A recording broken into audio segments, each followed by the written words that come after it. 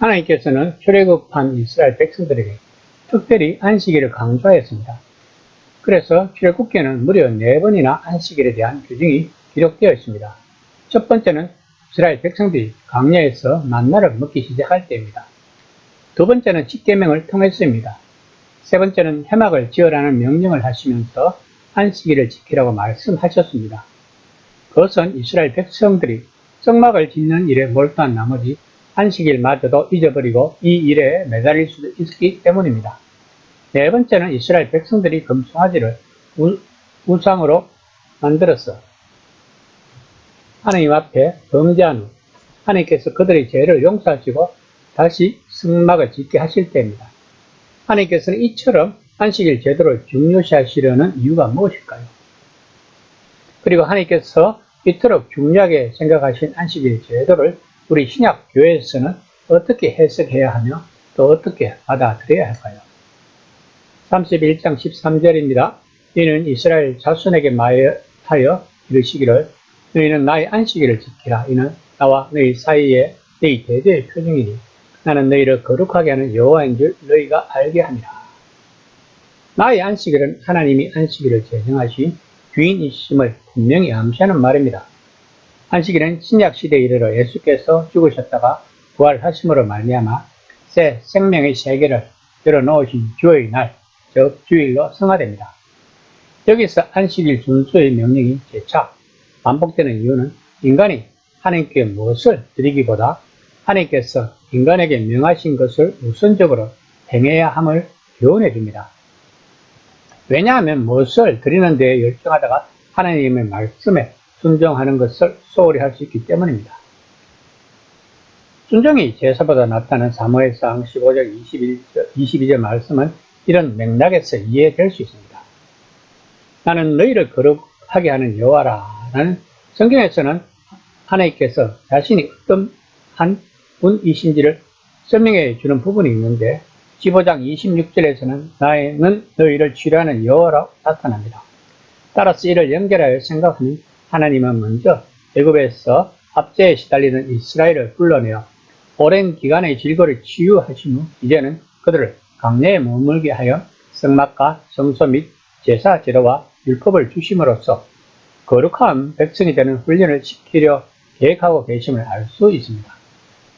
한편 이러한 과정은 성도의 구원의 단계와도 유사한데 성도는 먼저 죄의 세력에서 해방되어 치유함을 받은 후 점차 거룩한 백성이 되는 성화의 과정을 거치게 된다는 것입니다. 31장 14절입니다. 그날을 더럽히는 자는 모두 죽이지며 그날에 일하는 자는 모두 그 백성에서 그 생명이 끊어지리라. 안식일을 지키지 않는 것은 하나님에 대한 모독이며 하나님과의 언약을 어기는 것입니다. 한편 안식일을 지키지 않는 사람을 실제로 사형에 처했는지는 분명하지 않으나 포로 시대 이후에는 안식일 준수가 철저하게 시행되었다고 합니다.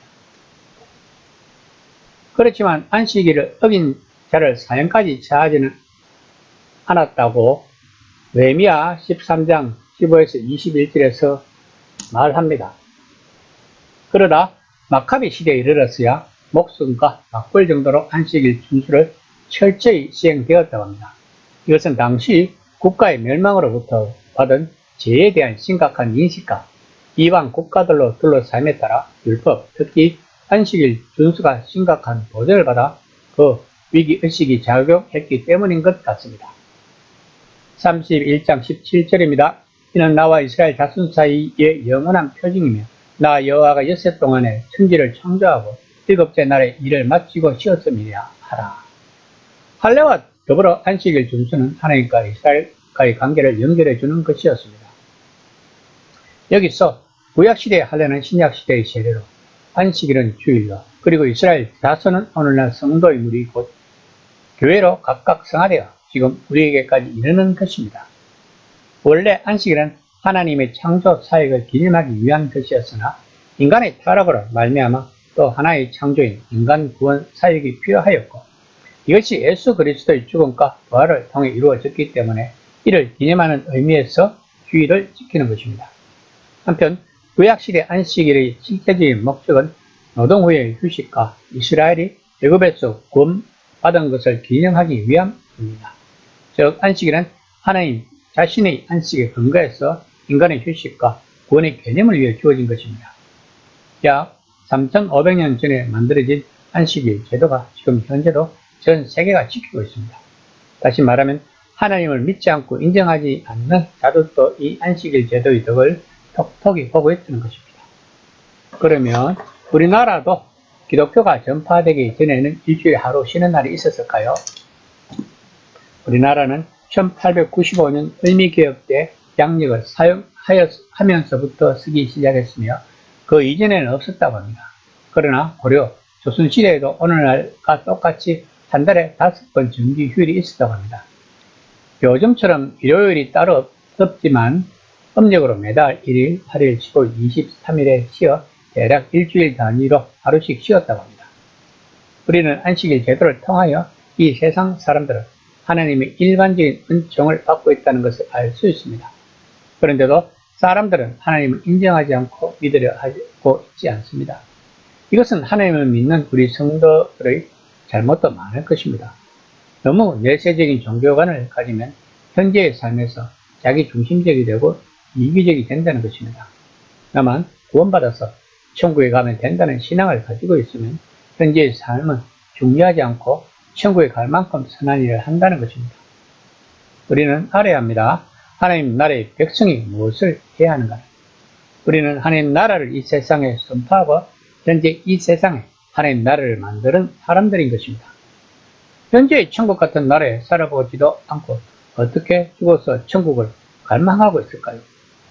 천국이 어떤 곳인지 살아보아야 한다는 것입니다. 그래서 살아서 내 삶이 어둡고 두렵고 기쁨이 없다면 어떻게 천국을 알겠습니까? 그러므로 우리 그리스도인들은 살아서 천국을 맛보는 사람들입니다. 어떻게요? 하나님과 함께 함으로써. 이 시간에 생각해 봅시다. 나는 지금 천국에 살고 있는가? 아니면 내 삶에 기쁨이 없고 항상 불안하고 두려움에 떨고 있지는 않은지를 점검해 보는 시간이 되었으면 합니다.